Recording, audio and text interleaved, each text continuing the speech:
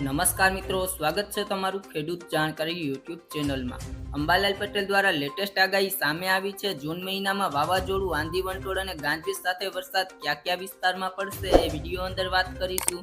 તો વિડીયોને છેલ્લે સુધી જોતા રહેજો અને ચેનલમાં નવા છો તો ચેનલને સબસ્ક્રાઇબ કરી લેજો। હવામાં ભેજનું પ્રમાણ વધતા વાદળછાયું વાતાવરણ સર્જાયું છે, તેમજ પવનની ગતિ સામાન્ય કરતાં વધી છે। તો સૌરાષ્ટ્ર, કચ્છ અને ઉત્તર ગુજરાતમાં આંધી વંટોળ રહેવાની આગાહી કરવામાં આવી છે।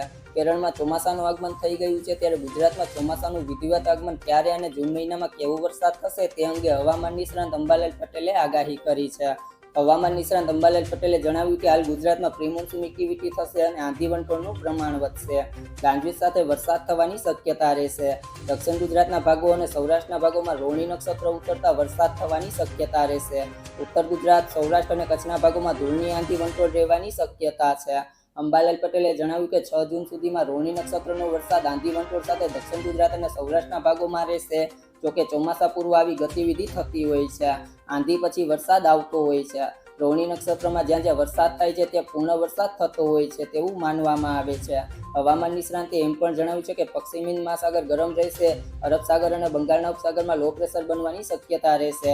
8 જૂન આસપાસ બંગાળના ઉપસાગરમાં લો પ્રેશર બનવાની શક્યતા રહેશે અને ચોમાસાની ગતિવિધિ જોર પકડશે। 14 જૂન પછી અરબ સાગરમાં પણ લો પ્રેશર બને અને વાવાઝોડું બનવાની શક્યતા રહેશે, જેના કારણે પણ સારો વરસાદ થાય તેવી શક્યતા દેખાઈ રહી છે। આ સાથે તેમણે એમ પણ જણાવ્યું છે કે ચોમાસું કેરળના કાંઠે પહોંચી ગયું છે। અરબી સમુદ્રમાં કરંટ જોવા મળશે, પવનની ગતિ તેજ રહેશે। 8 જૂને દરિયામાં પવનો બદલાશે અને પવનનું જોર વધશે।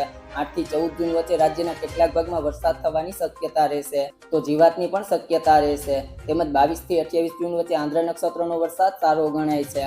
અંબાલાલ પટેલે એમ પણ જણાવ્યું છે કે સારો વરસાદ જુલાઈ અને ઓગસ્ટમાં થવાની શક્યતા રહેશે। 15 જૂન સુધીમાં ગુજરાતમાં ચોમાસું પહોંચી જશે। જો મિત્રો તમને અમારો વિડીયો પસંદ આવ્યો હોય તો વિડીયોને લાઇક કરો, તમારા મિત્રો સાથે શેર કરો અને જો તમે ચેનલમાં નવા છો તો ચેનલને સબસ્ક્રાઇબ કરી લેજો।